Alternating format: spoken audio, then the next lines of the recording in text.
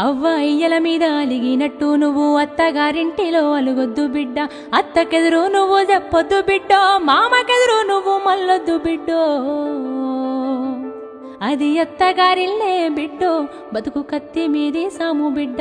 జర్రయాదిలా జర్రయాదిలా జర్రయాదిలుంచుకోవే బిడ్డో, అడుగు వెడుతున్నదత్తోరిల్లు. జర్ర ఓపిక తెచ్చుకో బిడ్డో, ఆడ బతకాలి నిండ నూరేళ్ళు.